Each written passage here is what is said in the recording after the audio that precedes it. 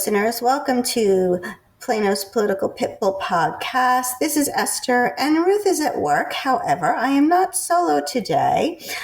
Today I have Carson Underwood on the phone. He is running for City Council Place 2 to replace Anthony Riccadelli, who is irreplaceable, but alas, he is termed out. So how are you doing today, Carson? Oh, I'm doing well. Thank you so much. It's so great to be on this morning. Well, not in the morning. I guess we're in the afternoon. So we are. So tell the listeners a little bit about yourself. Yeah, for everyone that haven't had a chance to meet yet, my name is Carson Underwood. Originally born in Northeast Arkansas, but in 1999, I had the opportunity to visit the great state of Texas. I grew up showing the horses, and our World Championship show is held in Fort Worth, Texas. It used to be held every June and July, but we kind of spread it apart. But long story short, moved to Texas in 2006 to be an equestrian horse trainer. And over the years, I had the opportunity to move to Plano in 2016 when my wife and I were presented with the opportunity to leave Arizona. And she said, "Hey, I want to move back home." I said, "Where's home?" She said, "Plano, Texas." So here we are. That's great. Wow, you were an equestrian. What do you do now? Do you still do equestrian? No, I was very involved with the American Junior Paint Horse Association. I was one of the youngest presidents of that national organization, traveled around the country, going to different venues, 4-H, FFA, all of in between. And mid-20s, I decided I didn't want to be involved with horses any longer and tried to be an actor, and then ultimately ended up in the world of finance. And that's kind of where I'm at here today in Dallas. I did a buyout of a condominium complex. I had owned a couple of units, and unfortunately management and the HOA, which is the smallest form of government, by the way, they said if you can do a better job of cleaning up the issues in the parking lot with the people and the tenants, you should just buy the whole place. And so I did.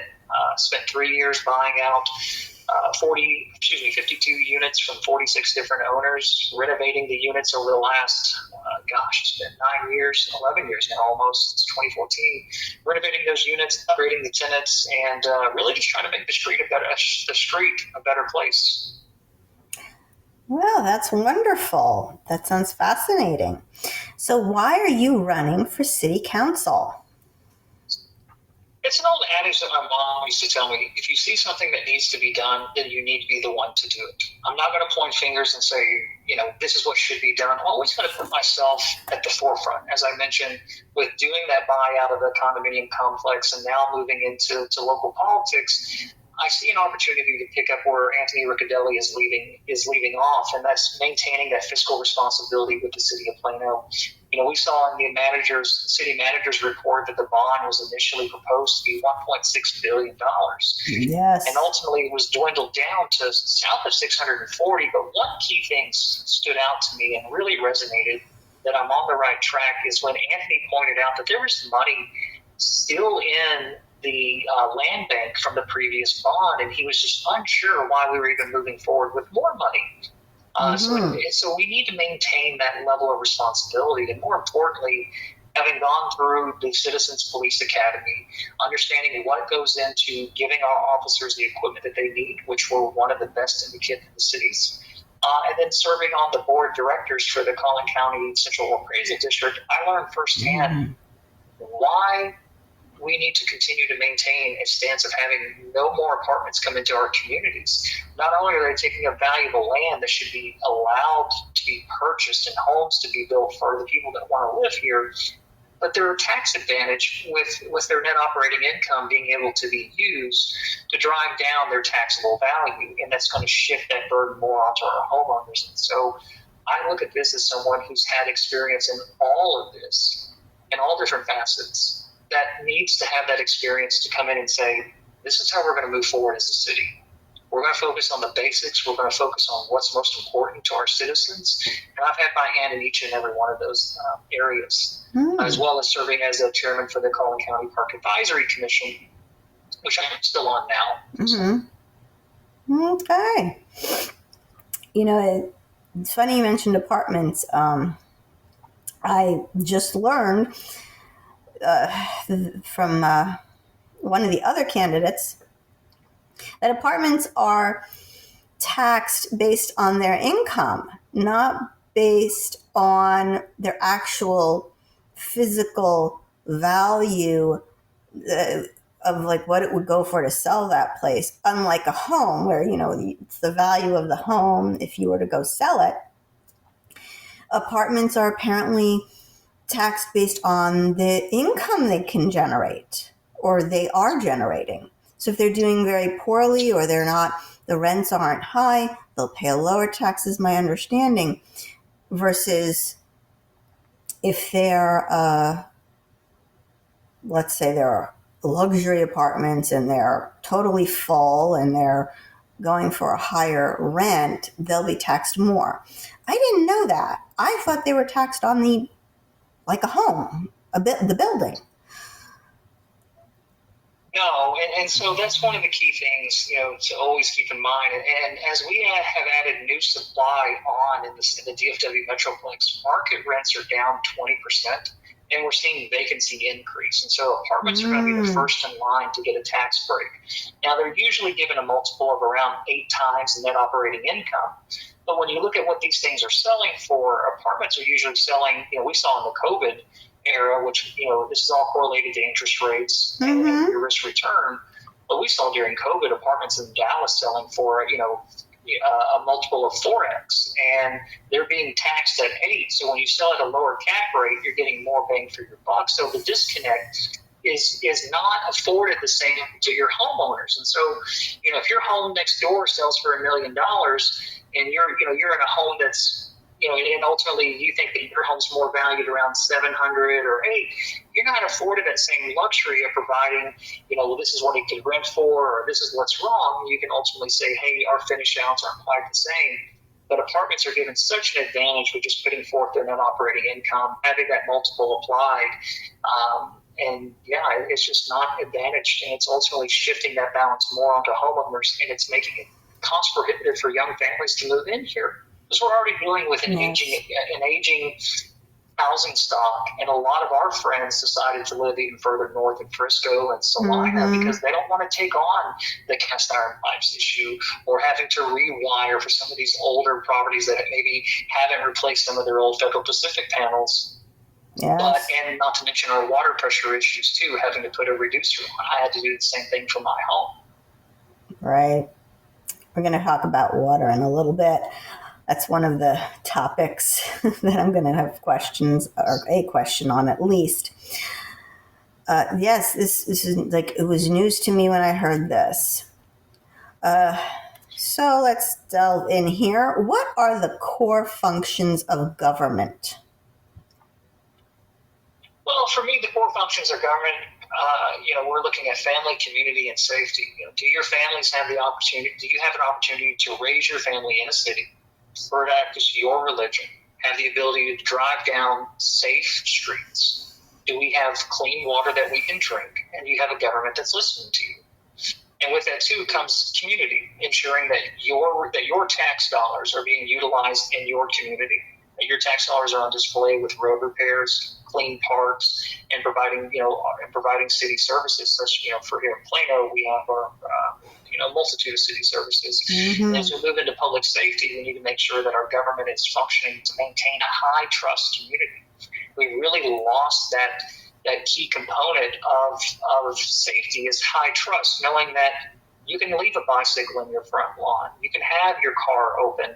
You can afford, you're afforded to do these things without having to make sure that you're turning around and immediately locking your front door when you come home because you got a gaggle of people outside ordering, or that they know that the city officials will be lenient, towards these things as we just attribute them to being property crimes or different one-offs. And that's something that we've done a phenomenal job in the city of Plano doing. We've had a lot of really good council members, Councilman Williams and Riccadelli that are unfortunately going off this year that have really helped maintain those key parameters that made us stay here and that make us stay here in the city of Plano and where I feel comfortable raising my 6-month-old daughter. Very true. They have definitely, those two especially, have done a wonderful job. And we do put a very high value of safety. It's one of the reasons we're ranked usually one of the safest cities for our population size. If it is not a core function of government, should the taxpayers pay for it, and why? So I'll give you an example of what I'm talking about. We have a lot of rec centers. There's even talk about building another senior center, but on the west side. Now, I personally don't think we need a senior center on the west side. We have a lovely one that was just renovated, only about 15 minutes away from the west side. So if it's not a core function, is it better suited for the private sector, and should the taxpayers pay for it? I think there will always be outliers that come into play, and it's always difficult when we talk about, a hypothetical, but, to talk about one thing that you brought up, a recreational center, we need to make sure that things are being utilized in their capacity, because to your point, what we don't want to have government do is take on theatrical practices. Having funded something, whether it's a park or an arts performing center or anything in between, we need to make sure that it's, like you're pointing out, it's something that the citizens are using, because if it's not, then there's a better utility for that product. And that's where we've seen time and time again, that's where the private sector really shines. The government does not do a great job of trying to dictate what you will like or what you will enjoy outside of a few basic things to get public safety. And so it's difficult to say, would I approve something, but more of my core values truly align is making sure that it has a high utility value for our citizens, because again, it doesn't do us any good to have something that only one or two people use, i.e. DART, by example, Yes. that make it cost prohibitive for our citizens. Yeah, we have a question on DART. Don't worry, it's coming. So most of what you'll be doing on city council will have to do with economics. So the following few questions will be economic related. What economic school of thought do you get your economic philosophy from? Well, there's so many different to choose from or think about, but I think at the end of the day, Milton Friedman was really spot on with having a limited government, allowing free markets. In school choice, again, it kind of hammers back home. The government does not do a good job when we really try to dictate. We've seen that from a national perspective with modern monetary theory as we get further into the weeds on it, but keep it simple. Just follow good old Friedman. I mean, 1976 Nobel Prize winning economist. Yeah. Just keep it simple. Okay. There's no such thing as a free lunch at the end of the day. There's a consequence to anything and all things that we do. We may not see them here now, but if we look at 5 or 10 or 15 years down the road, that's where a lot of these come back to bite us in the butt.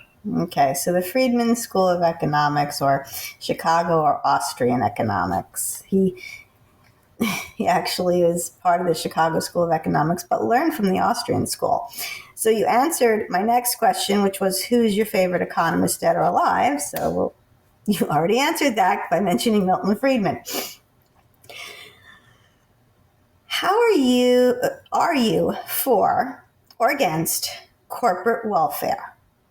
And just so we can define our terms, corporate welfare, also called corporatism, also called the brainchild of Mussolini, fascism. His economic part of it is when government creates public-private partnerships, gives money to corporations. Are you for or against it? There will always be examples where we will need to partner with, where government will need to partner with the private sector. I think we've seen that with Raising Cane's and their expansion into their that 346,000 expansion, new headquarters that they're moving into, because there are going to be one-offs, and Plano is built out to be a corporate headquarters, and there is some give and take with that, but we need to make sure that we're getting a high return on taxpayer dollars. And investments, we talk about return on investor capital, and we need that same train of thought on return on taxpayers' dollars. I would love to say that we don't need to provide any money to any corporation or anyone to attract them, but that's not the world in which we're living in, as we see with the city of Frisco paying out some ungodly amount for a brewery to be relocated into downtown Plano from Salina. Those are not advantageous, but having people like Fisher Investment Groups, the JP Morgan campus, which just received a property tax abatement, as we're seeing with Raising Cane's and all the way across the board, they are going to be providing more revenue dollars than what we're going to be giving back to them over a time horizon. So that's interesting. You had said that Frisco has paid economic development for a brewery to come in. Now that's a small business. If we're going to do economic development, are you saying, which is another word for corporate welfare, are you saying that you would only do it or be interested in doing it for large corporations? No, we're going to see the biggest return on our money from those larger groups, because a private person for a private person, if Carson Underwood were to go and rent 500,000 square feet, well, we don't have any individuals like that. I don't know of anyone like that. But what we do have the opportunity to do, and like we have pointed out, not just with the larger groups, we can attract medium-sized businesses. It's just trying to figure out where that right dollar amount is. So it's a give and take, and unfortunately, some of the smaller players, as you're kind of alluding to in this, may not have those same opportunities. But we also need to make sure that we do try to develop programs like that, especially for our downtown area, to keep some of our forgotten parts of our city revitalized, because we don't have that opportunity to put a downtown campus. We don't have the opportunity to put a campus like Legacy West over on the east side of Plano and downtown. The only land we're going to have coming available there will be when the police headquarters relocates, and then we have that vacant office space.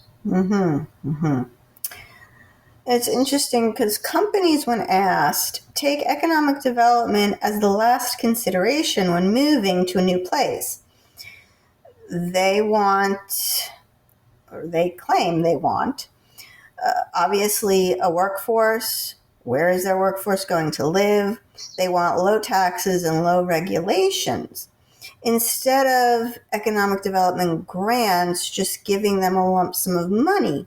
Would you be in favor of doing a business tax cuts on, let's say, the furniture and all of the personal property, the computers and all those things that also get a tax bill? Would you be in favor of reducing the sales tax that we collect? No. As you know, in the appraisal district, they not only appraise your but if we do that, physical. So to your point, if we give them a break on their business, personal property, then you're shifting the property tax, you're shifting the tax burden more onto the homeowners. Because the whole point of what I'm trying to accomplish is expanding our tax base by bringing in and improving our business and personal property tax. So that way we're not having, because right now we only have about 107,000 households in the city of Plano. We don't even have enough room to add on 10% more in housing stock with the way that our no new revenue rate operates with. So if we reduce any section of the business, personal property, you're adding a greater tax burden to the homeowners. So now you're in a standoff with each other, and that's where we ultimately have to continue to echo. Plano only has $6 million. I say only. Frisco has around $50 million for their economic development fund.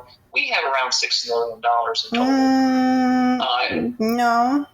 I believe, according to the last economic development that they did, they said they had about $41 million in the fund. In the fund, but on a yearly basis, to my understanding, we're not giving out more than $6 million.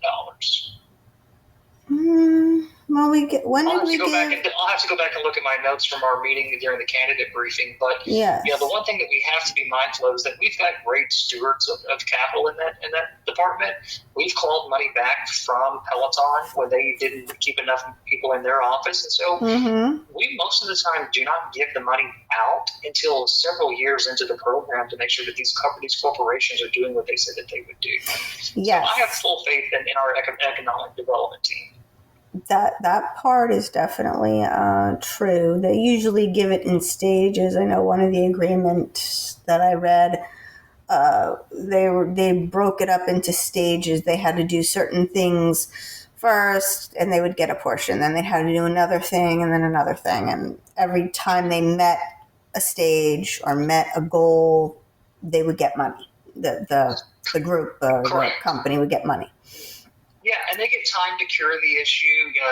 Again, the Peloton sticking out. I don't have notes in front of me, but the Peloton issue kind of stuck out with me because they did give them opportunity to cure the issue. It wasn't cured during COVID. They then started clawing money back over a period of time, and so it's always going to be a working relationship. And at the end of the day, I'd love to say that there's different routes to go, but this is the world in which we're living in.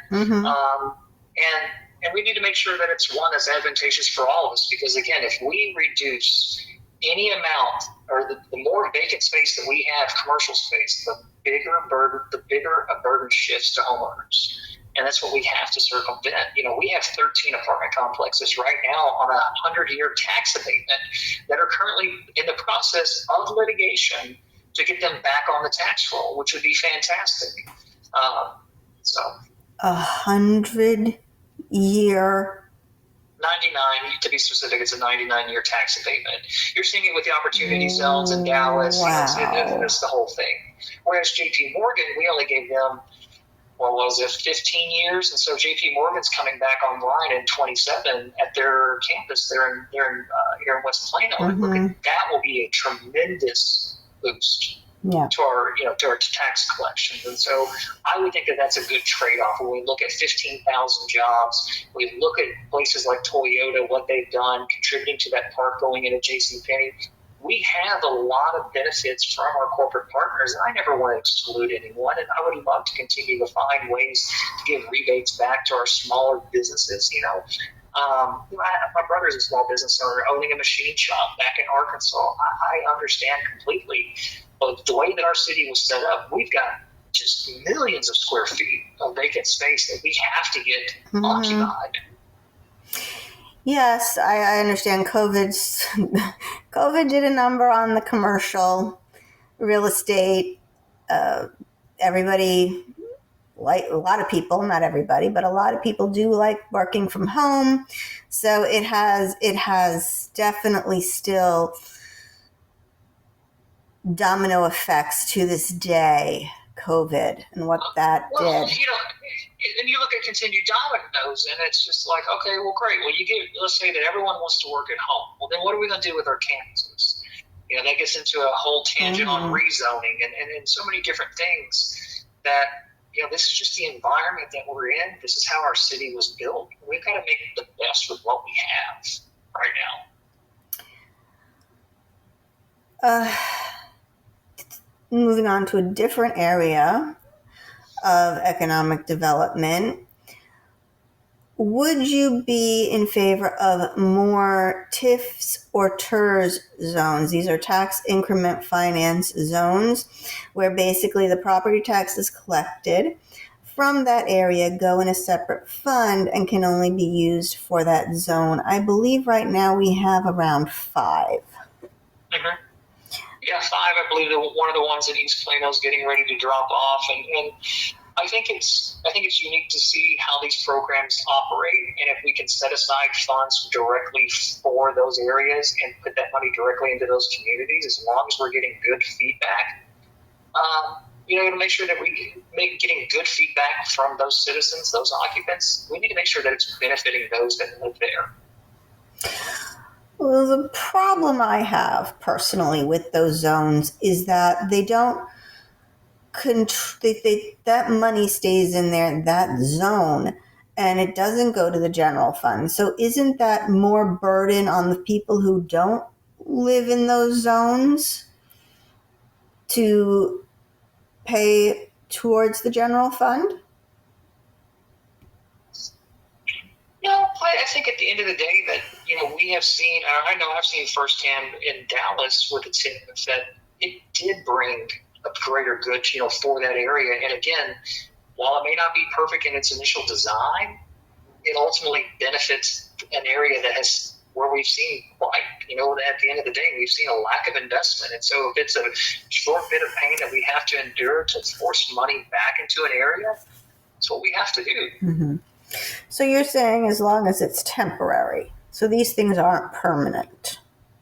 No, they're not permanent at all. That's one of the, like you mentioned, we have 5 TIFs going on, and again, and one thing I will say, the candidate briefings, they gave us so much information on all of this, different timelines, but they fall off. It's not in perpetuity.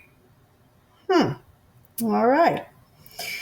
Well, we brought up taxes, so here's a question on taxes. Homeowners are having a real problem with the rising property taxes. Some people who don't qualify for a tax freeze, they're not quite 65 yet, or other exemptions are being taxed out of their homes. One idea floating around is to eliminate property taxes and go to a consumption tax. Have you looked into this idea, and how do you feel about it? I think when people talk about property tax, we need to understand you're talking about the appraised value of your home. And the only way and for most people, your home is your biggest investment where you're storing wealth for 30 years, 40 years, or however long it is.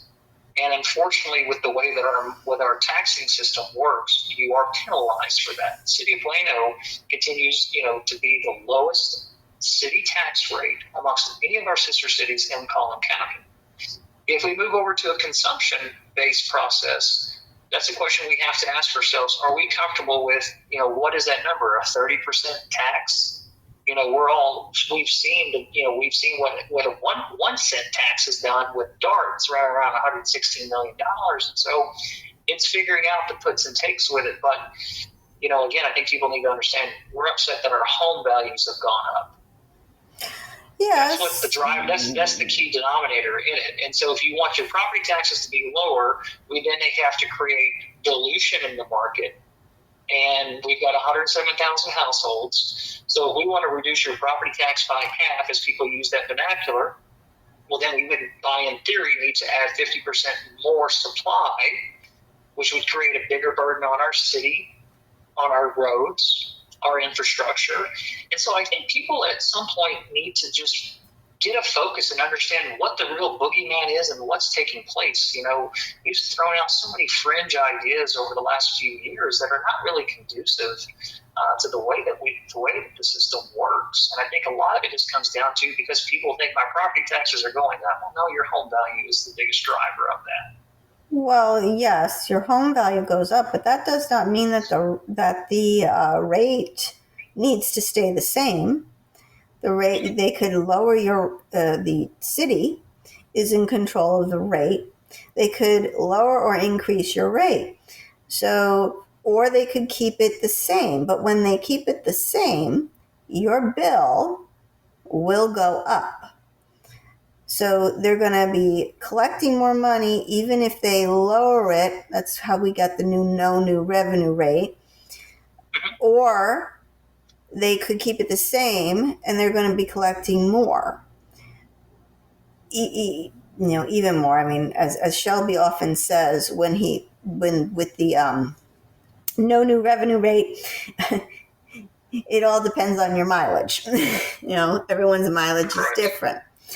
So I know that for me personally, since I have moved to Texas, I moved here in 2008, my property tax bill has doubled. Now, if you stretch that out, people, their mortgages are this 30-year mortgage, you can see the life of the mortgage at least. If you keep doubling that rate, you're talking about possibly going to where we started out, let's say at 5,000, then we go to 10,000, then we go to 15,000, then we go to 20,000. The person has never sold their home. They don't get that money. You don't get the money until you sell the home, but their bill keeps going up. I have, in case you haven't guessed, I am not a Southerner by my accent. I am a, Yankee Doodle Dandy. And where I came from and where my family is from, they have very modest homes. Here, if you picked up that home and you put it in Texas, it would probably be your $400,000 home. But because of where it is, location,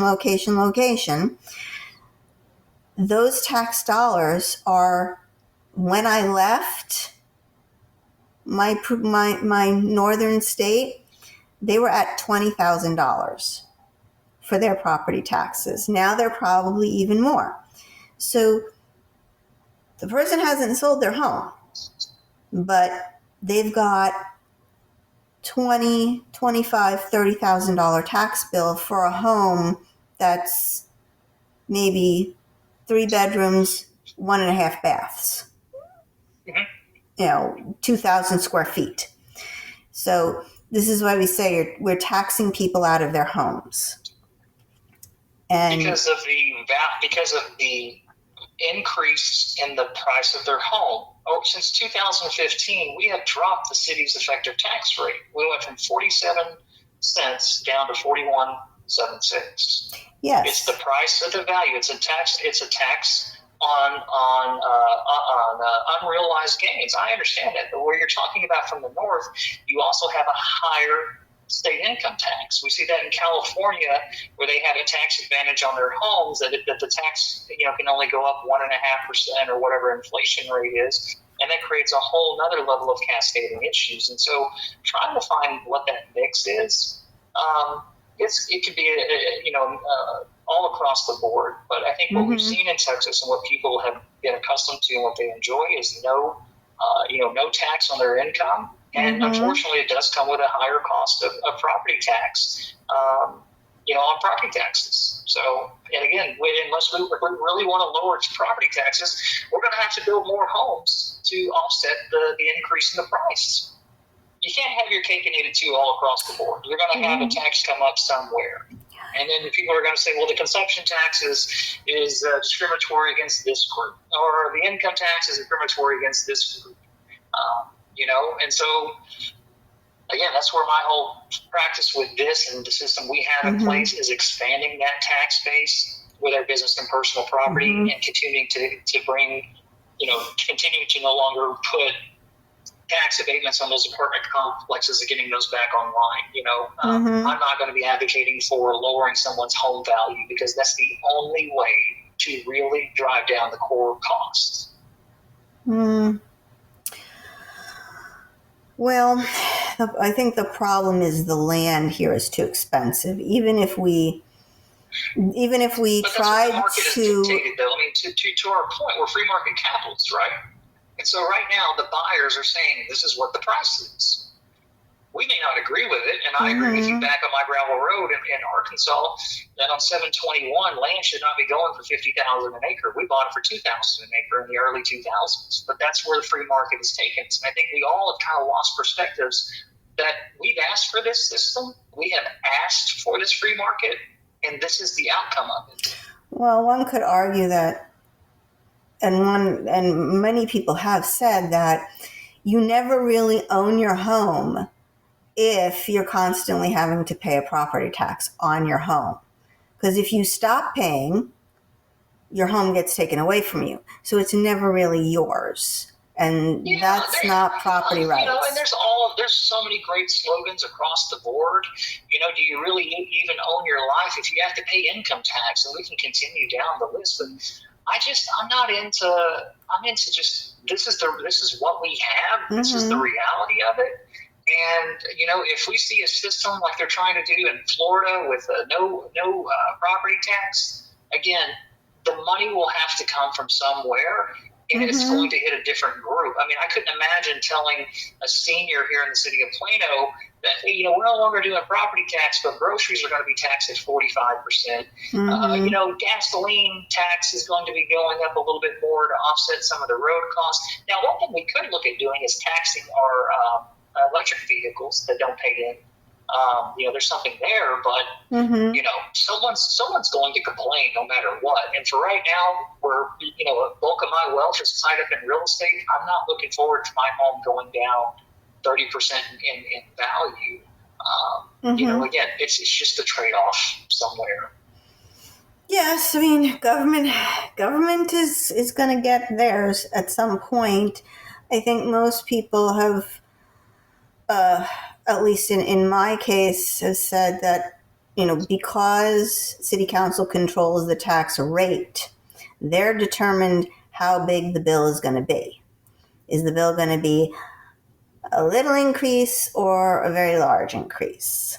So. Yeah, and we've seen a decrease. I mean, and that's the thing that we continue to see is a decrease. You know? Well, not this past year. This past year, for 2020, for the 2025 bill that was due in January, that had a cart full of groceries increase. It was over $100, and that was it was definitely. It's hard to swallow for this girl. You're saying your city tax went up last year from the previous year? Oh yes. Your city tax, it's oh yes. Not from the assessment going up, but you're saying that the tax rate of 41.76 went up last year. I am saying that they did not, because they did not go to the effective tax rate or the no new revenue rate. Oh, the voter approved rate. Yes. They did a slight increase because they didn't go to a no new revenue rate, and my tax bill for the city alone, and for most people, was over $100, and 3.5%. Yes. And it was. If you could say it was a cart full of groceries. Not a bag, a cart. So at the time, groceries were only going up. So it's going to depend on how much is going to be in the budget, obviously. And I often find that the city decides what it wants to spend in the budget, and then they figure out the tax rate to get that number, instead of figuring out it in the opposite way, where they say, how much money are we going to get if we do the no new revenue rate? Okay, now let's build a budget around that. Speaking of budgets, should the residents of Plano pay for your dinner on city council meeting days? Right now, city council gets a free dinner on the taxpayers when they're there at city council meetings.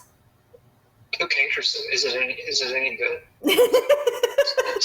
I don't know. Taco Deli or Fuzzies? I don't know if it's any good. And that's I guess you can ask the council members who are on there now. I'll have to send a text to somebody and ask. The thing that I look at, and this is one area, again, we kind of get into this area where if we continue to take things, take things away is not the right word, but I don't want to look at one small benefit, and again, that's why I'm saying I don't know if you can even call it a benefit based on where the food's coming from. But you've got 6, 7, 8 people up there total. I mean, we're spending maybe $2,000, $3,000 a month on the high side. And then you have the time and energy that these people are putting in. I think they're getting right around $1,000 a month, the council members. I mean, you look at the cost of getting into the campaign, what it takes to run. Even if you win or don't win, you still have expenditures, time and cost to get there. It doesn't hurt because a lot of people have jobs that they're coming from. And if that council member's getting there for executive session and they're not leaving until 8 or 9 o'clock, then putting burden on at home or having them to go pick up food, I don't see the harm in it. But again, I just want to make sure it's not being catered with Dom Perignon and caviar and things like that. I don't think it's that, but we have urban crust. I would like urban crust personally, since it's in downtown. I would prefer urban crust. We have people who are on food stamps here. We have we have a homeless population here, sadly. We have people who are struggling to sometimes even pay those grocery bills. And we have a peanut butter drive, and it just, one could argue that the people who serve on council could afford their own dinner or afford a lunchbox to bring their own dinner. Oh, yeah. No, to your point, we can all, I would assume all of the candidates running could afford it, but again, we just look at it from a perspective of, is this something that is such a dire issue? And if it is, okay, great, no problem. I mean, it doesn't make a difference to me. I'm a very picky eater. I was going to say a pretty picky eater. I'm a very picky eater. Mm-hmm. But, however it works out, it's fine with me. Mm. Are there any other items that you can think of that you would cut from the budget? Off the top of my head, the one thing that off the top of my head, it's hard to go through and cherry pick. The one thing I never want to do is go through and cherry pick something and say, this is the bright, shiny item that caught my eye. We hear a lot of rhetoric, from people in the community over the signage that we have. It was over $1 million. We've seen, different projects. One thing that really stuck out to me is when we had this idea of switching our fleet over to our garbage trucks over to electric vehicles. I mean, that in and of itself was a performative theatrical practice that should have never been presented or considered or voted on.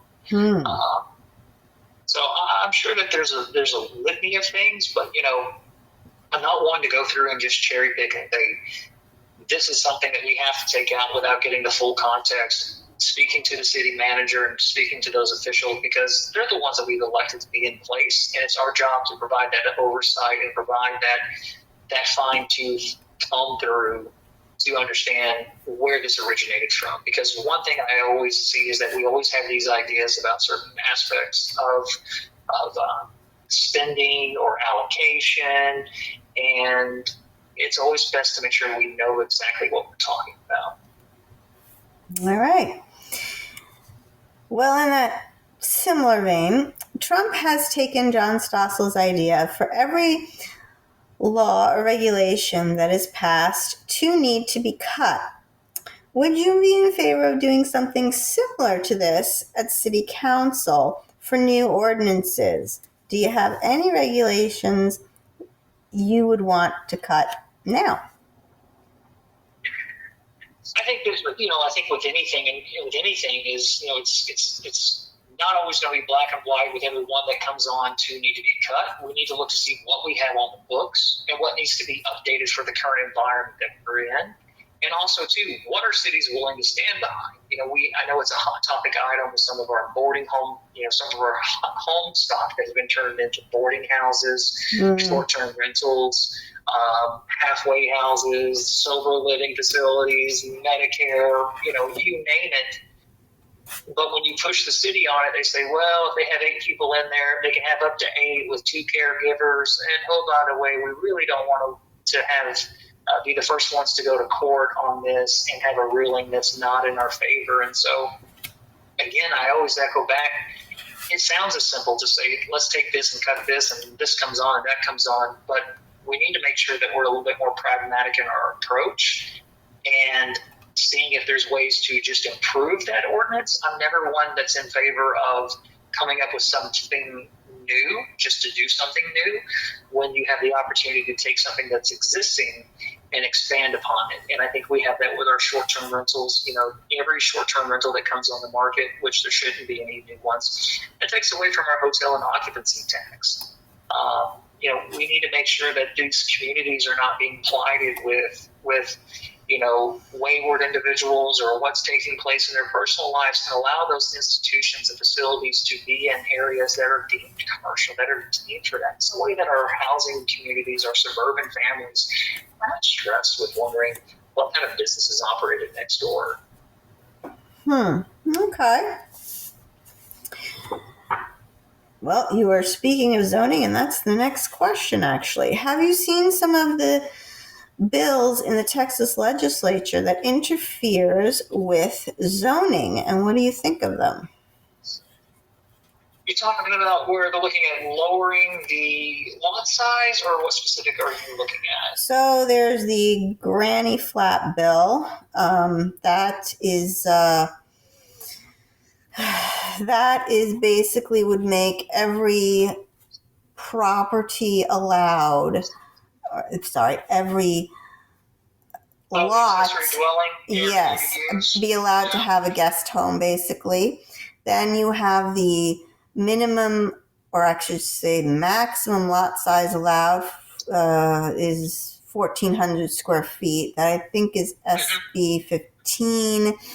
You've got the boarding house bill. Some people refer it to the frat house bill, where basically you could have every house be a boarding house. What else? Those are some of the ones off the top of my head that I can think of. There's another one too. Parking. They want to get rid of parking minimums. Yeah. That was actually one of our Collin County reps came up with that.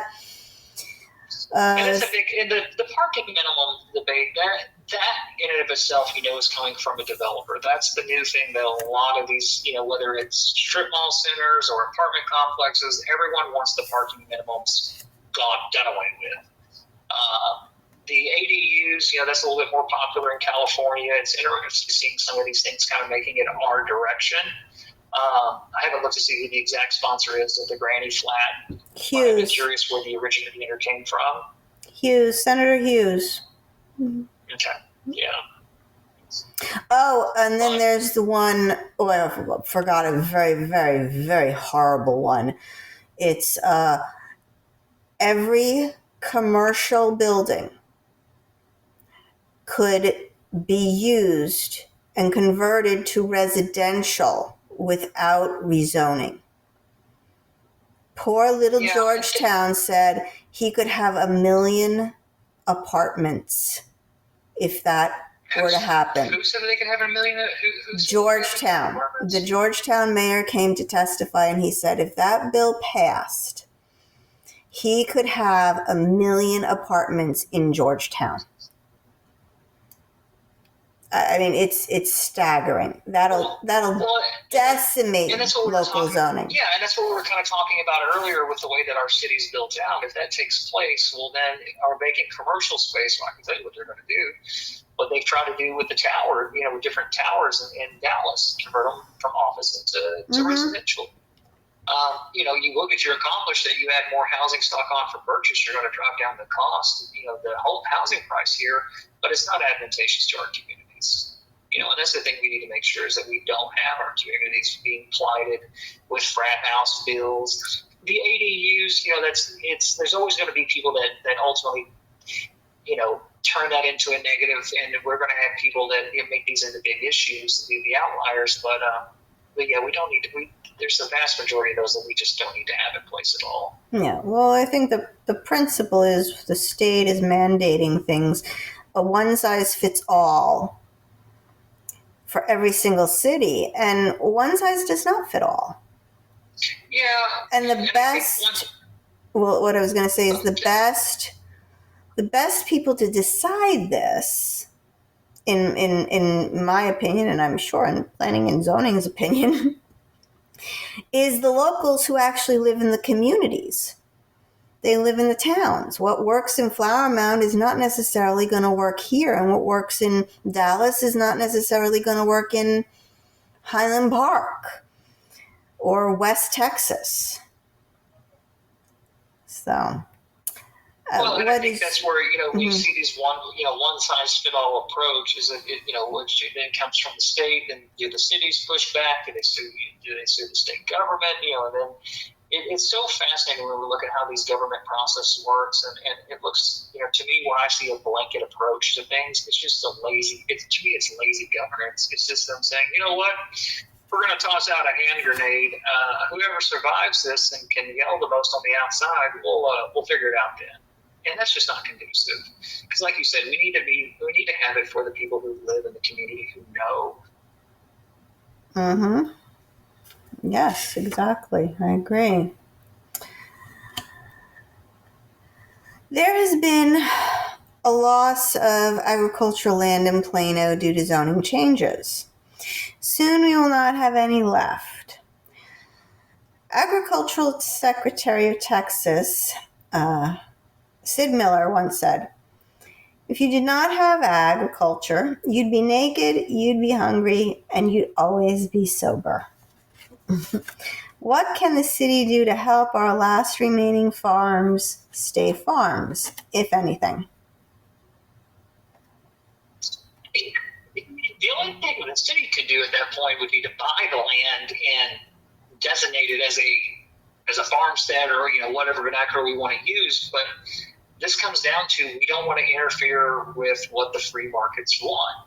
And the money being offered to these families and these farms is attractive enough that they feel it's time to move on. I mean, this gets into a broader national discussion, but my family, we farm, we own and operate, a cotton, soybean, a little over 5,000 acres in southeast Missouri. We get our butts kicked with our product because of what we have from a global perspective that are putting different forces onto our farmers. And so I would love to see all the farmland stay. I had an opportunity to achieve a bucket list item for me in the city of Plano, and that was hosting my kickoff party at the Haggard Party Barn. I remember driving in here in the early 2000s and seeing the fields and going, what is this? This is kind of odd to see. I love it from a nostalgia standpoint. I love when I go home and I could think of my family's farm being sold. But at the end of the day, as desires shift for this younger generation, myself included, I didn't want to farm. I don't have a desire really to go back and take that up. And it's unfortunate by all means. And I think that's what we're running into here. Is that it's just no longer advantageous for these people to do it. And if it's no longer advantageous and government then forces it to maintain it, well, then we get into theatrical practices. And that's not, we're then just doing it to do it. And, it's great that we still have, these areas, but, I'm not going to interfere with a family that says, hey, I want to move on. Well, I think part of the problem that, while yes, we're having people who don't want to farm anymore, that we're not raising another generation of farmers, that's one. Two, there's the cost, there's the competition from obviously other parts of the world that subsidize, and it's a whole, as you said, there's the global supply, and it's not an easy, simple fix. And it's sort of sad because if we lose our farmers and our ranchers in the United States, then we will be very dependent on other countries for our food supply.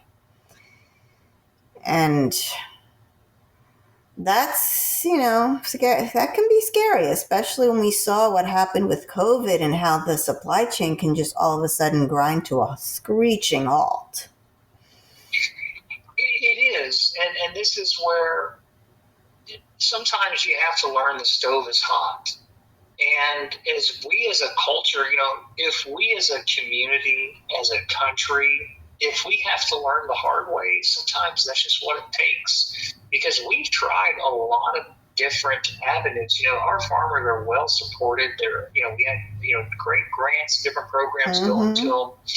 But unfortunately, the winds of time have changed. And so, we may see a counter to this in the next 10 or 15 years. We saw it with the trades. I mean, I know when I was getting ready to graduate high school, it was go to college and get to your white-collar job, and now it's don't go to college, go to trade school, be a plumber. And so guess what?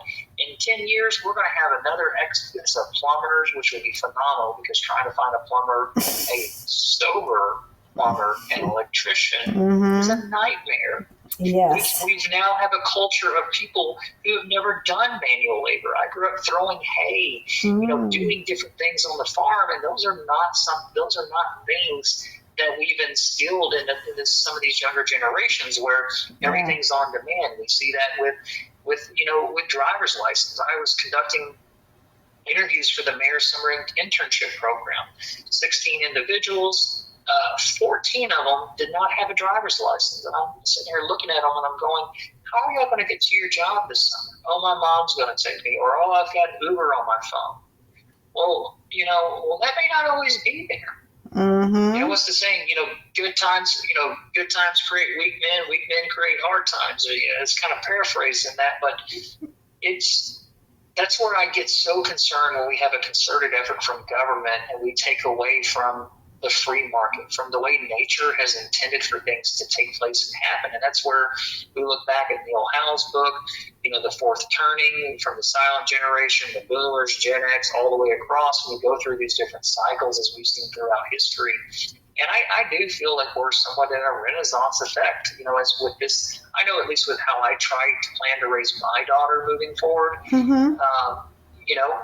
something just as simple as putting a watch on her arm that is not digital. We've taken away everything analog from our kids, and all they know is digital, intangible things that really provide no substance. Ask people to drive somewhere in a city that they've lived for 10 years without GPS, and they're looking at you going, what? No, you just go park. That's all you don't know how to get from you don't know how to get from east to west. You don't know basic directions. Yeah, I mean, my two girls they're grown. They just graduated college. I don't think they've ever. Well, I know they do not have actual paper maps in their cars. Yeah, you ever road atlas? I went on a road trip with my grandmother. Gosh, we'd been in 23, and she pulled out a road atlas from the early 2000s, and it reminded me of driving with my mom across the country, showing horses, learning how to read a map, learning how to navigate. What mile marker are we at? Fantastic. Look back at the map, and I get car sick from time to time, so you're trying not to throw up, and it's just... it's tough. And again, I never want to say, oh, we don't have a hand in this, but sometimes we have to learn hard lessons. And I think the one thing I can say is that we as a country have learned a lot of hard lessons over these last 5 years. We've learned a lot of hard lessons in the city of Plano. Over the last 10 years, from having, a government that was litigious against its citizens, as we saw with that Plano Tomorrow versus the comprehensive plan. Yes. And so as we move forward, we have to make sure that we don't go back and burn our hand because we forgot. That is very true. I can agree with that. You mentioned you didn't want to interfere with the free market, but do you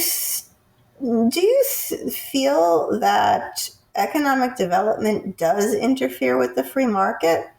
You are picking winners and losers here. The free market would be you win and you fail, or you succeed on your own. And that is where we get into the hypocrisy of all of it, because if that's the case, let's say, for example, well, if no one wants to lease out the commercial space in the city of Plano, and we don't want to give any economic development, improvement to it, then we allow the landlord to make that decision. Okay, well, we're seeing that currently with Willow Bend Mall. The landlord is making the decision because the market doesn't want to be inside of a mall. The free market says we don't want to have rich shops in there. The shops that we do have, I think at one point I saw like two micro liquor stores, a couple of convenience stores. Yeah. So that's the tailspin that we end up getting into from this whole system that we've had in place of a quasi-capitalistic structure. And as you pointed out earlier with the Mussolini comments and some of those others, you see what happens when we intertwine it. And now if we try to untangle all of it, well, then what's the outcome? Are we going to then force the landlord to sell the building, and then we demolish the building? And then what's the use? Well, everyone wants houses. So, okay, we build the houses. Well, then we built too many big houses as we see throughout maybe some of the Willow Bend communities. Well, now people want smaller houses. And so it's just it will always be a constant conundrum of trying to undo previous interference to then make up for what things are changing. Because by the time that you interfere with something, well, then, as your point, the market already self-corrects. And that's what we've seen with these cities that didn't get a chance to be built out. Salina, and as we go further up, well, they can just go on and build all brand new houses. And then they can take all the people that could have lived in Plano to help, reduce some of that 65 and older tax freeze burden. But instead, our conundrum in Plano is the tailspin of our senior population didn't move. Well, they're going to tell you that's because we didn't build enough smaller houses. Well, guess what? Y'all wanted to build 6,000 square foot houses on half-acre lots. Okay, well, then we crammed everybody in over here, but then we built out all of these commercial spaces. So it takes a lot to be in concert with all of it, but you got to work with what you have. And right now, unless it's the will of the people to sell these corporate campuses and put on housing, because again, we got to make up for the loss in business and personal property revenue. You're just looking at yourself every day going, all right, what new challenge do we have? Because any decision we make today, we won't know the full outcome until 4 or 5 years down the road, if not longer. Yes, that is very true. And I will say that even within that Willow Bend, so the Willow Bend people, the people who own it now actually bought it a couple of years ago with the intention of redeveloping it. And even most recently, they've actually made a change, and they're going to be adding, they took away an apartment building, and they're adding well, they 50, say it's my understanding 50. Yeah, 50's very small, like townhomes. I don't know if they're attached or detached. They say there's. I've heard there's. Some people have said single family. Some people have called them townhomes. And to me, townhomes are attached. But whatever the case may be, they are taking away the apartments because the banks are saying we're not going to finance this anymore. Plano is too saturated with apartments. So even there we see the market at work saying this should be more diversified. And that was a market generated thing. And that's when they came back and they said we need to change the zoning again. And now I think if what they have planned will be built, you could basically stay there throughout your whole life. You never have to move from that zip code. You've got right, with the comprehensive plan, 10%, set aside for a park. So right there at Parker and Plano Parkway, I believe, you've got the park that's going in there, the 50 so townhomes. Again, that townhome verbiage, it could be detached or attached. I'm kind of like you. When I hear townhomes, I think of attached. 3,000-ish square feet. It's my understanding a backyard because everyone's got a pet now. And then with having Dillard's and Neiman Marcus say, because Millennial Group owns 50% of that development. But they're still doing 950, apartments in that facility. Yeah. But to your point, bankers are waking up and saying, we've oversaturated the DFW marketplace with apartments. I mean, you're seeing concessions up in Salina and other areas in Class A units, 2 months free rent, $500 move-in credit. That's not advantageous for bankers. That's not advantageous for syndicators going out and raising money from their limited partners for this process. And so the big focus, circling back to your topic on zoning, the big focus that we will see, in my personal opinion, over these next 2 cycles with council is shrinking the lot size of existing homes where HOAs don't exist and putting 1 to 3 houses on them. Or we get someone coming in with the parking minimums and saying, we want to do a 4-plex garden walk-up style. We already have a few communities where there's just exclusively duplexes in them, referencing Coyton Park area right across from that post office. But that's what we're going to see moving forward. The big apartment complexes, what we saw during COVID and the zero interest rate environment, those will be, I don't want to say that those are going to be done away with, but right now at these interest rates, it's not cost advantage to be building some of these monstrosities. Yeah, definitely. All right, you sort of answered my next question. What is the reason we have zoning? And we kind of got into that. All right, water. Texas is running out of water. According to Secretary of Agriculture Sid Miller, the sugarcane industry has left Texas because we are out of water and there's just not enough. He also said that cities waste about 38% of water, right, from rainwater runoff is just an example, because it literally goes down the drain. Developers are not bringing water for the developments. What ideas do you have to collect water that is wasted now? And how do we save more water?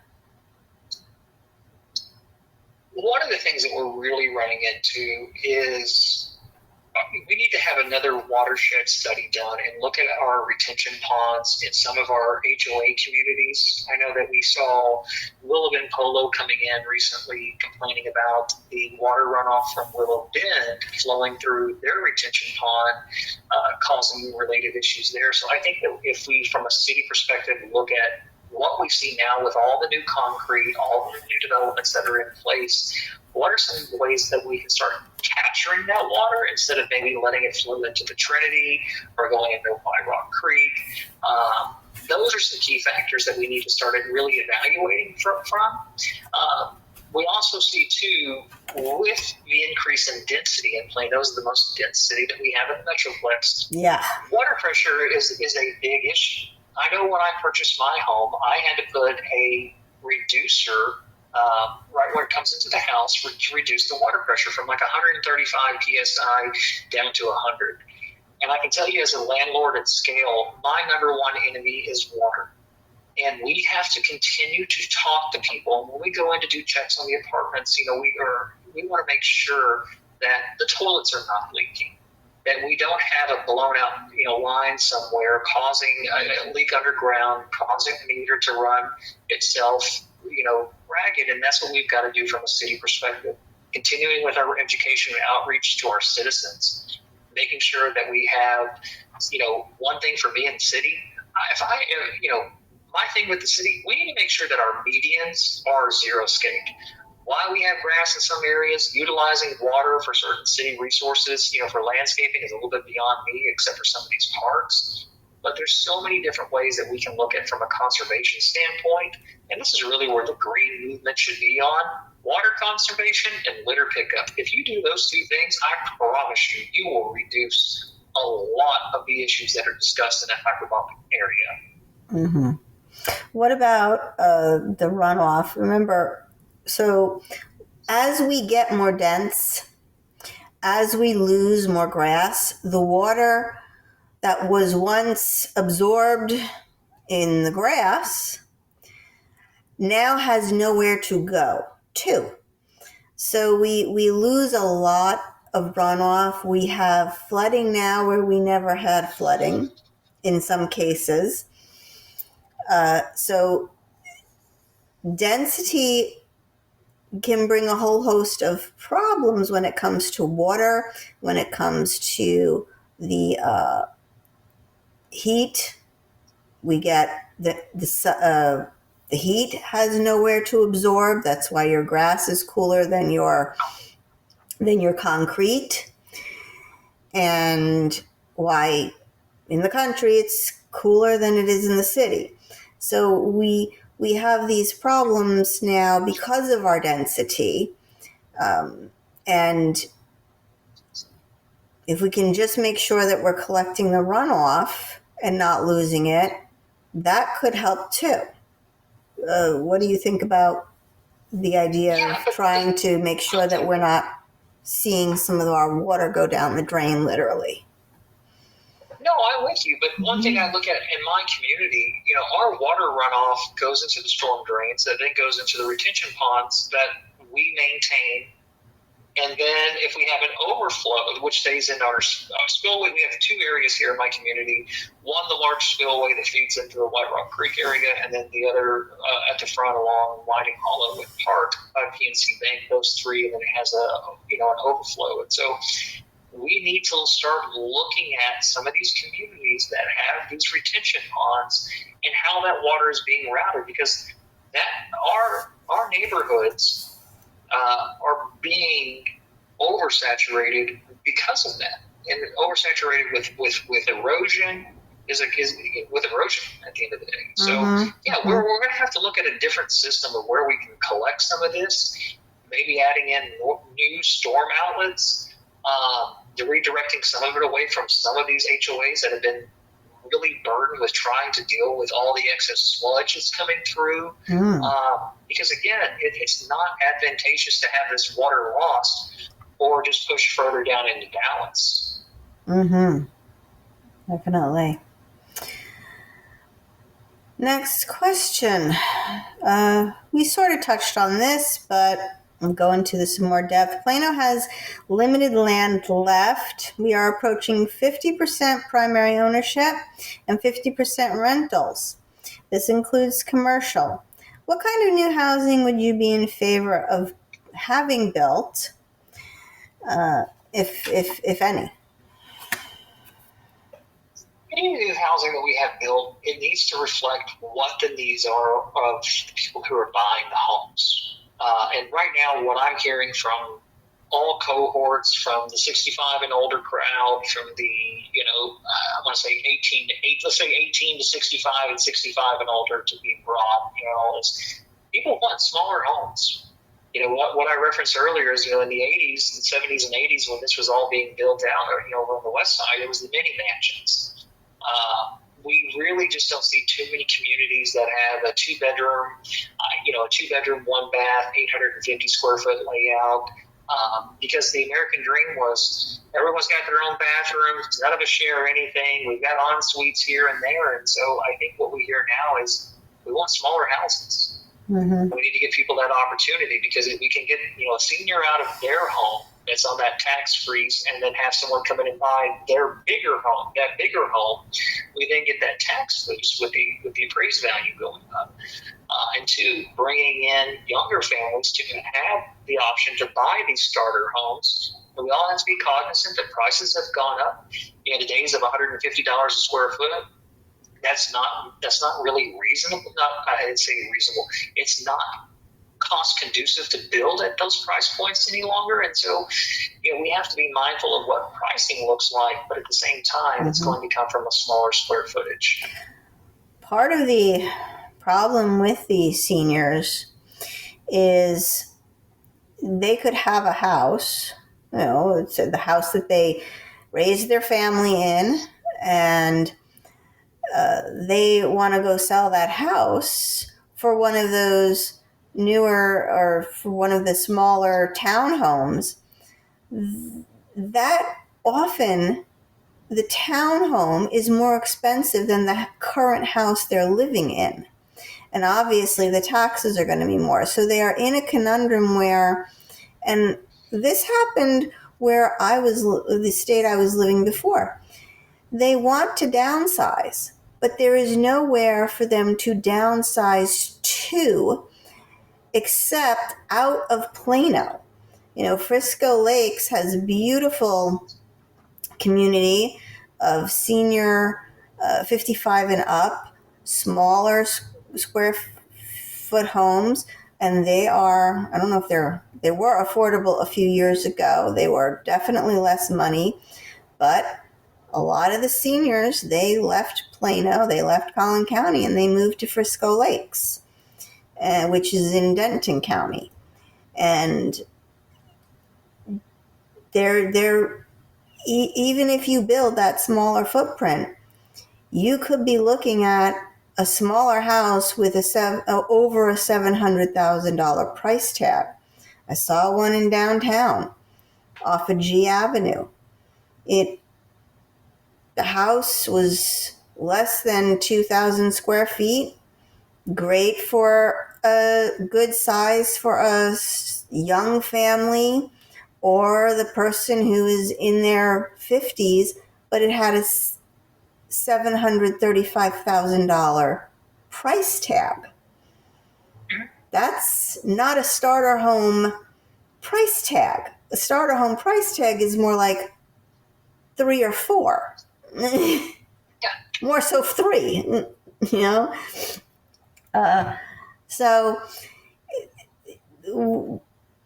even if you build these smaller homes, it doesn't mean it's going to have a smaller price tag.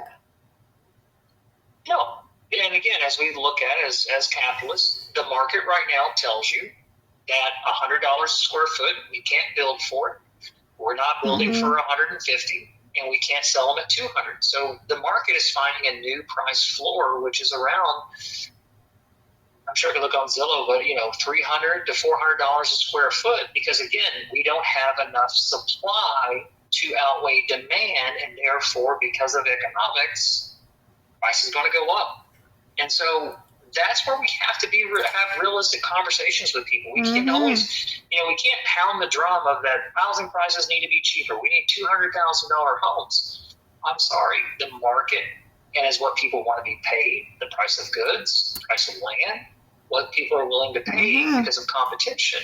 The only way that you can do what we're trying to talk about here, or what you're referencing in that having a $200,000 or $300,000 home, is price controls, which have never worked. No, or telling people that too many people want to live here, move out. You make Plano more desirable. And I think we've lost so much rationale as to what goes into pricing, and it may not be the most popular thing to say, but one thing I'm never going to do is sit and say, I want to lower your housing prices, or I can give you a $200,000 home. No, I can't do that. I can't do that. No, not in Plano. The only not Plano. Yeah. I mean, you can't even live in Sherman. I don't know if you can live in Sherman for $100. I'll tell you this: in my small town in northeast Arkansas, there are homes going for over $200 to $300 a square foot. Now, that's insane, right? Where I used to be able to buy homes back then for $50. But to your point, in 2000 up until 2018, when nobody had really moved into the Metroplex, housing was affordable, in some of those areas. But again, prices change as market participants come in. And that's the unfortunate area where we're at now, is that we have a lot of people wanting to live here. There's a high competition to live here. And no one listening is going to want to hear that, like I referenced earlier, well, you know what, we're going to add on 100,000 new houses to the city of Plano. Now you've doubled the amount of homes that are currently here. You've quadrupled the density of people, and no one's happy. So it's a tough deal. It's a tough deal. It is. And, one of the indicators of price is location. And Plano is in a prime location. Also, now that we have all these headquarters here, we're no longer really the suburb of Dallas. We are our own sort of entity to ourselves. I remember when all of these headquarters started to be being built, One of a news person said, "There goes your affordable price tags for housing."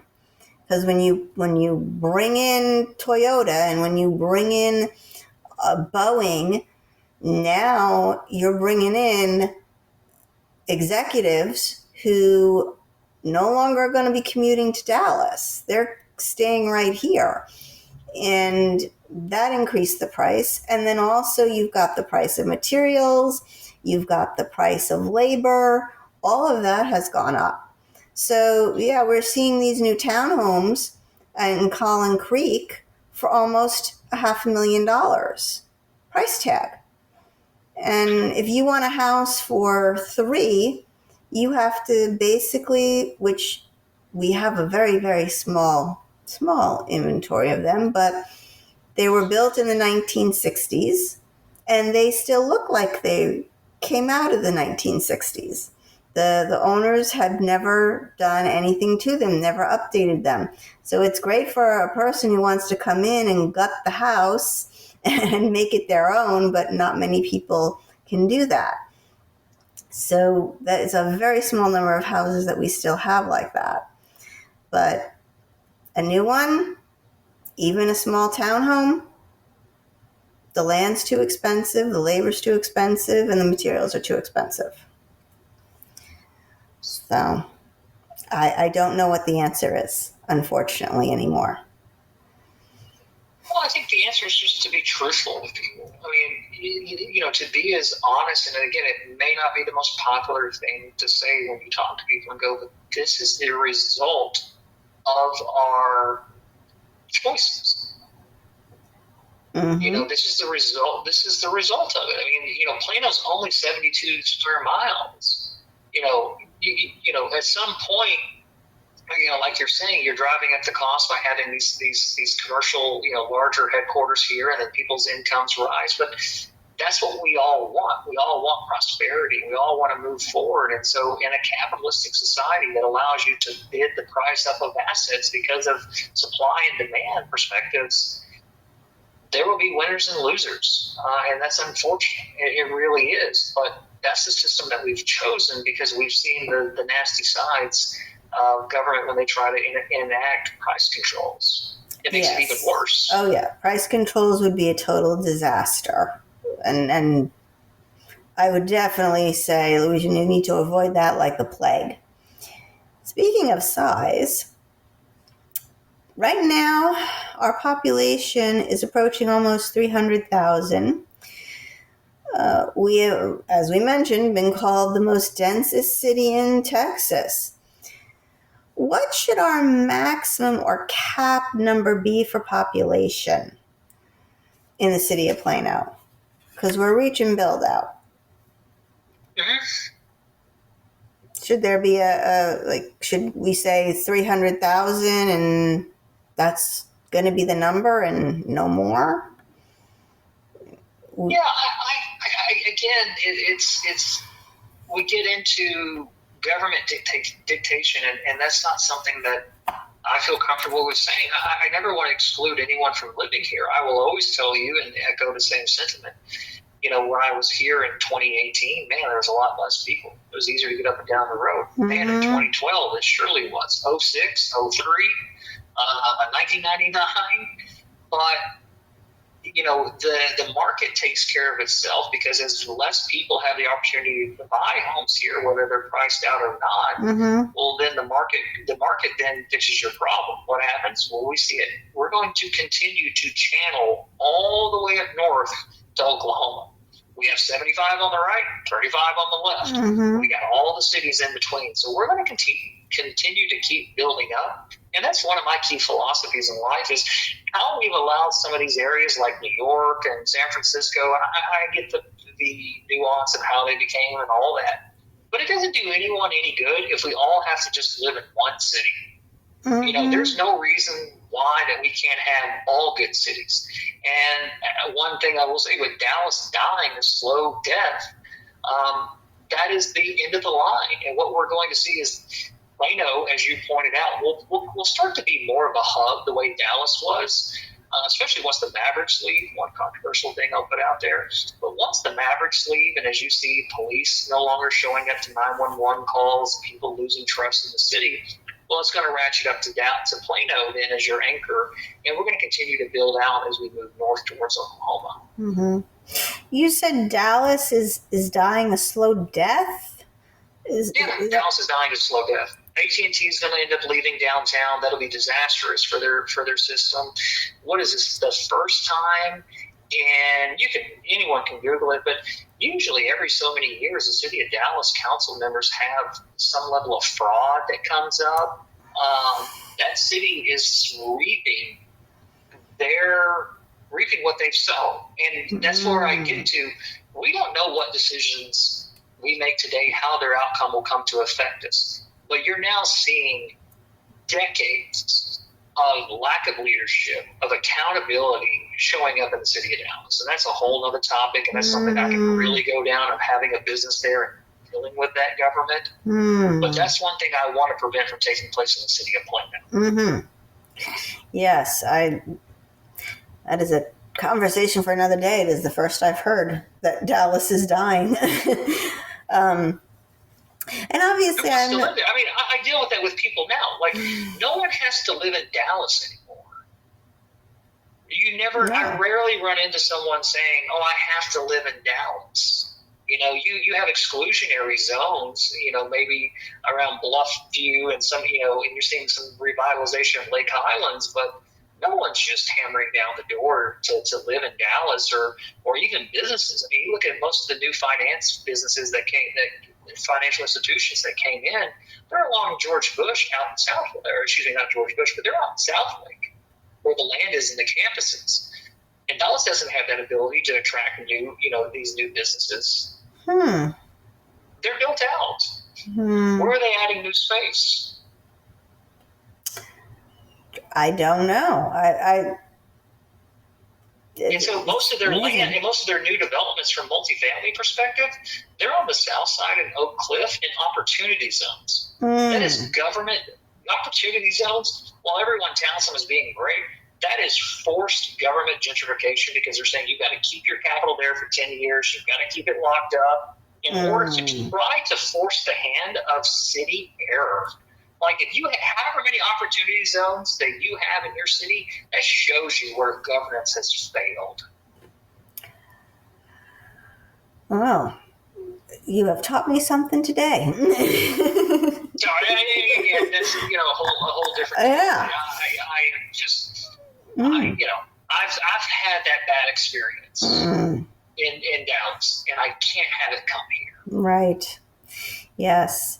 And, because we are have the ability to work from home, you really don't have to live in any one particular location. You can be mobile and you can move up to Salina and any someplace else that's, more affordable in your price range. So, and of course, we have mobility. So what I was asking with the population number is, some cities, they say, well, we have the capacity we will have the capacity when they're thinking about their future. They know around the population number where they're going to max out. And, if adding more housing units were to drive down costs, would be the only reason to drive down costs, a studio apartment in Manhattan would not be going for over $800,000 to buy. So, making things more dense doesn't necessarily fix pricing. It's not the magic. They have rent control in New York that's exacerbated the price of units. So you look at the amount of new supply that comes on in New York, and that's a little bit different if you look at income disparities in those areas. But New York has just as strong of a rent controls as San Francisco. Same thing in Yes, California. that's And so no one wants to build where they're going to be, restricted on what they can charge. But again, here, because we don't have price controls, look at Austin. You can go online and Google rents have tumbled 20% in Austin because they built out more apartments. Rents, again, not housing prices, because housing prices, we haven't added on new stock to house supply. So with what I'm talking about, these are not rentals. These are apartments you buy. Sort of like, I guess you could maybe think of them more like condo. Yeah. But they're called, in New York, they're called apartments. So, yeah, I mean, adding more just doesn't, it's not going to fix everything. And like you said, not everybody has to move here. And until the market settles, I think right now everything is overpriced. I think the market needs to settle down. I think the demand needs to settle down. I know that according to some of my real estate friends, the demand has actually settled down and real estate is slowing. So if it continues that trajectory, maybe we'll see a reset.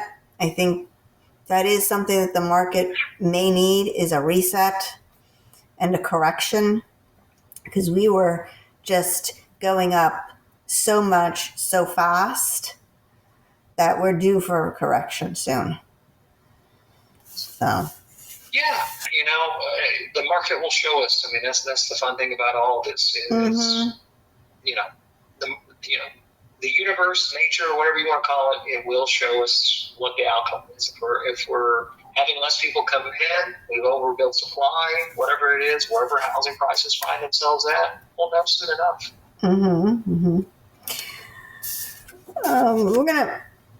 We're gonna move on to infrastructure, because the more people we have, the more infrastructure we need. So the biggest complaint residents have is our roads.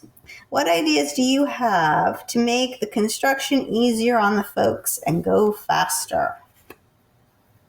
Yeah, not to take from another candidate, but I like what some others, and especially Cody Weaver's proposes working at night. But we need to be making sure that it's kind of a rip the Band-Aid off approach at times. If there is an area that needs to have a long stretch, and we've seen it down Parker, then we need to get it done, and we need to work around the clock until it's finished to speed up the time of construction. We also have to be mindful that whoever we award contracts to, that they are fully aware of the scope of work and competent. We've had to go back and reduce some areas. But one thing that we don't need to do is have hodgepodge areas around our intersections and then have traffic flow patterns disrupted, because we're seeing that it's causing a greater issue with traffic flow and causing wrecks on our streets. And so, there's a multiple ways of taking an approach with it, but it's just figuring out and asking sometimes dumb questions, as people may think that they are, just asking, why are we not doing this at night?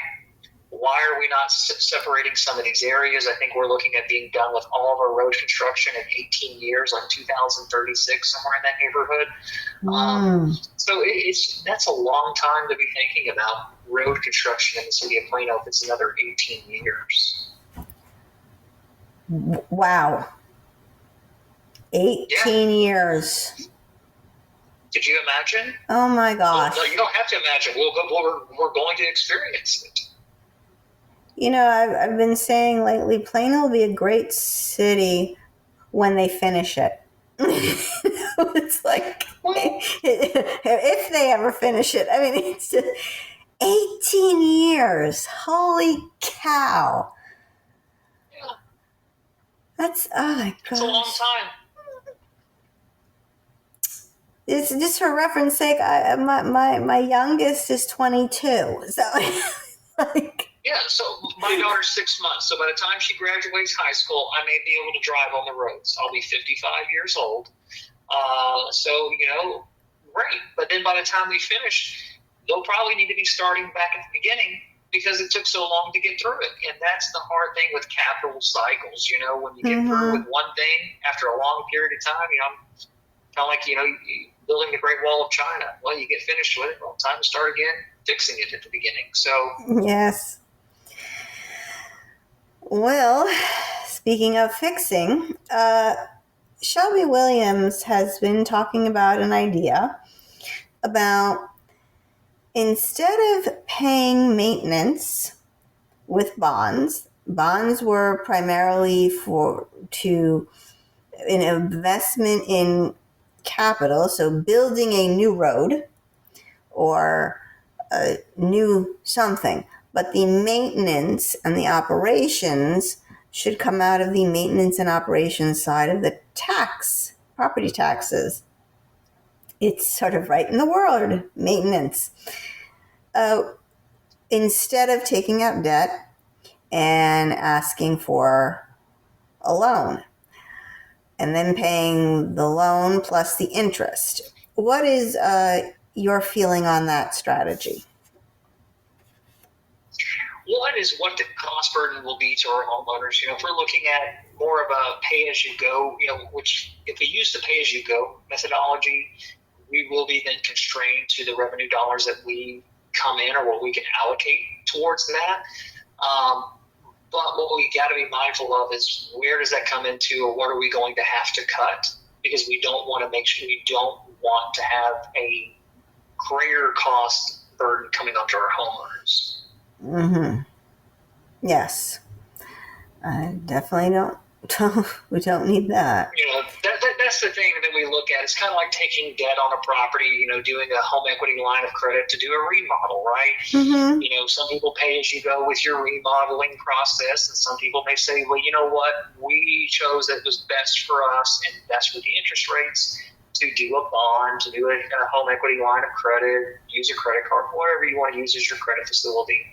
That's where we get into. And I think one thing that we've seen, I hate pointing fingers, but we probably are, I believe as a city, 10 to 15 years behind on some of these issues. And so now it's been moved up to this, okay, we got to get it done right now. Well, yeah, but you waited as long as you can. But once we get through with all this and we can rebuild our system and rebuilding our standard operating procedure, we can probably go back to a pay-as-you-go. We could probably go to a pay-as-you-go model. And I'd love to speak with Councilman Williams more on this to see what numbers that he has seen, because being on council, he has seen these for several years head on. But it would be a tough transition. Yes, I think it would. Of course, we sort of know, obviously there's going to be, unforeseen things, emergencies that happened. A main line all of a sudden breaks that, was supposed to have more life in it. But you do have some things that are fairly consistent. We know how long a roof lasts in Texas. We know how long a building is going to need painting. The libraries, for example. Part of the bond is they wanted to paint. One of the libraries said, "Oh, well, we want to change the fixtures and we want to refresh a nice new coat of paint." And I'm thinking to myself, don't you know when you have to kind of do that, when that's going to come up? Shouldn't you be taking a part of the taxes and putting it into a fund? We have the capital maintenance fund for a reason.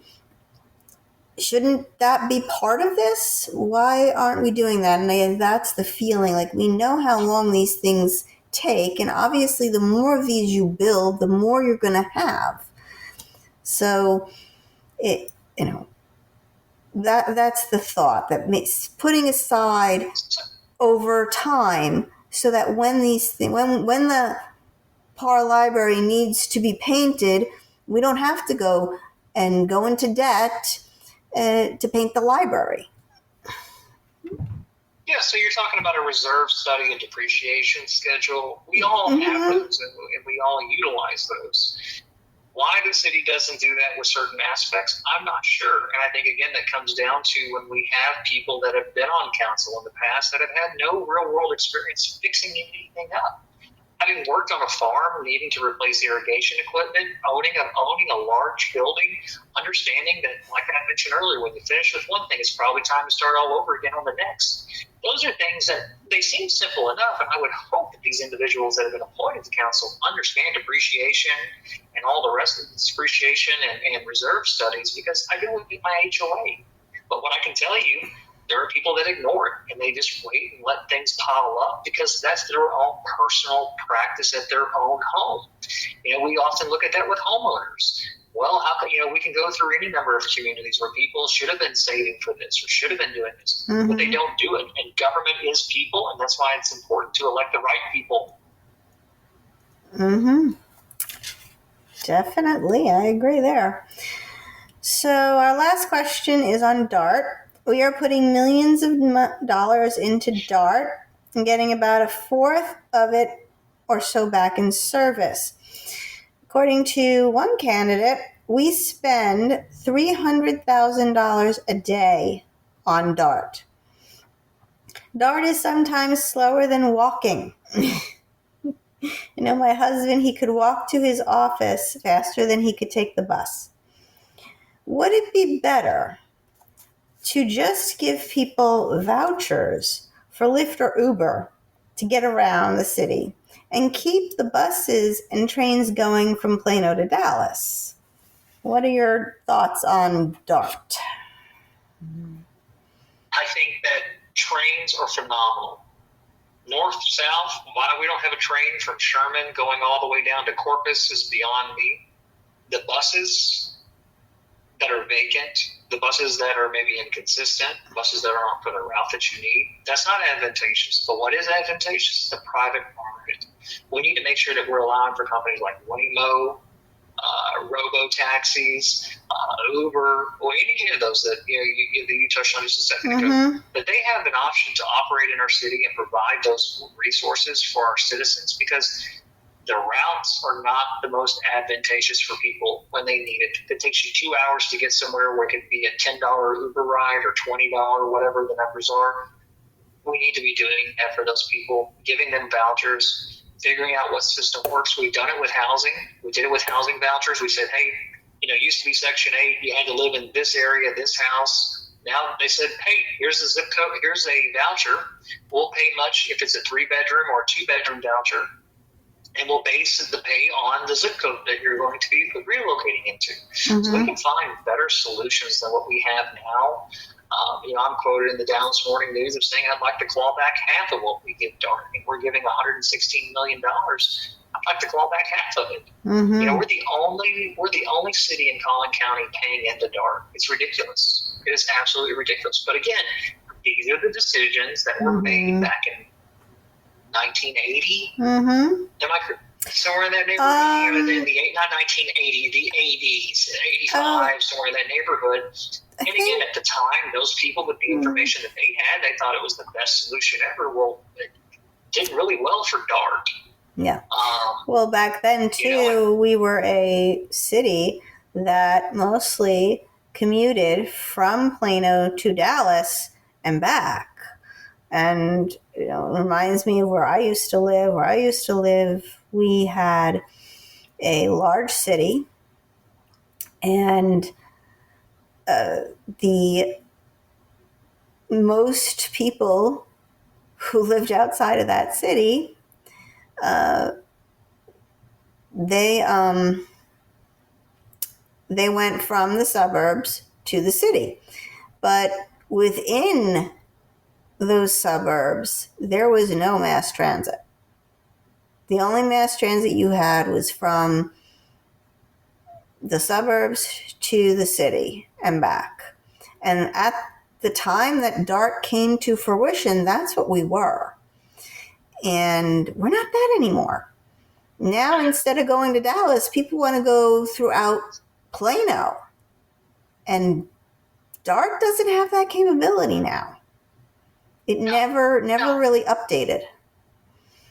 to No, that. when you hear the straw man, we see when we go to these council meetings, and I'm going tonight, but you'll see these council meetings, you'll get somebody from, Fort Worth. There's some of these younger generations that are coming out of Fort Worth to here, and I'm going, how are you, what specific job are you working at where you have to go from Fort Worth to here? And that gets into a whole knock-on effect with so many different other aspects. But for the people that live here and the citizens, it's not advantageous, this current system we have in place. And somebody will say, well, the seniors. Well, you know what? I'm sure the seniors would probably prefer to have a vehicle come and pick them up. They know what time it's going to be there. They know who's going to be dropping them off. And it's facilitated and it's over with. It's just. Well, I think we may have something similar to that. We may have something like that already. I don't know the exact extent or details of it, but it's something to that effect. There's a van. I see the Go Link. I know we've got the smaller white dark vans, but again, private enterprise has done a great job with this. Uber, Lyft, Waymo. Tesla.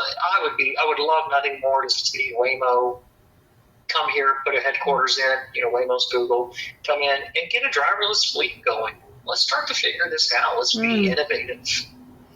And at spending $300,000 a day, we could probably just take that money and just give everyone vouchers who's using DART to get from one part of the city to the next, because you could probably just not even do a voucher program and tell these people.